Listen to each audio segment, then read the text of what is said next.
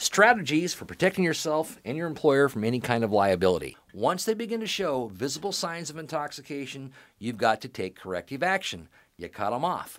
You remove any alcohol from the guest. You stop any more alcohol service to them. And when it's time for them to go home, they leave you a taxi cab, a friend, their spouse, but you do not let them drive away or walk away.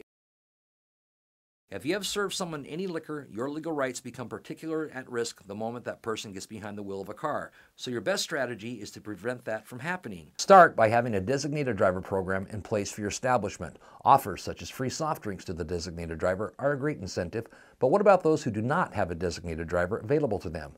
You have a professional and social duty to do what you can to stop an intoxicated person from driving. You can get them an alternative to driving by helping them contact a taxi or a friend.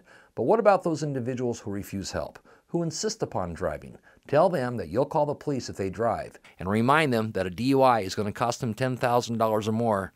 There's a good chance they'll reevaluate. Guys, you driving? We'll have to call the police. No. I think we can handle it. I think we're fine, man. Thanks. All right, it's your choice. Yeah. Use that as a bargaining chip. If they still leave, do call the police. Write down the license number, a description of the car, and the direction they are going. This is an example of a logbook. First off, by law, you do not have to keep one. It's just a very valuable tool that can be used in the defense of a liability lawsuit. For a logbook to be effective, it's got to be a book that you cannot add or remove pages from. For it to be effective, it must be written in every single day. We suggest that you write in it at shift change. Let's say you got the day shift. You cut Charlie off at 3 o'clock. It's now 5 o'clock. The other bartender's on. Well, here comes Charlie, because your regulars will know your schedule better than you know. And the following bartender can look and read the logbook and say, sorry, Charlie, come see us tomorrow. The documentation has got to be done daily. If you're closed, note that. You also have to show when the day ended. It's just that documentation is a very valuable tool to defend yourself in the event of any legal action. What to write down? Well, you want to describe in detail every incident in which you refuse to serve someone alcohol. This is a good way to communicate to others who come on shift after you to be aware of persons who might have been cut off earlier and who might be waiting for you to get off shift before returning to your establishment. Write down the person's name if possible, or at least their description, as well as any witnesses. Write down what the person had to drink. Also, describe any kind of disturbances in detail.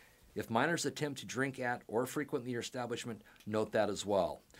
In an eventual lawsuit, a well-kept logbook can be the best witness for your defense. Say a person comes to your bar, leaves sober, gets drunk in another bar, and then eventually kills someone. The deceased person's family sues you and the other bar. And the other bar claims you overserved him.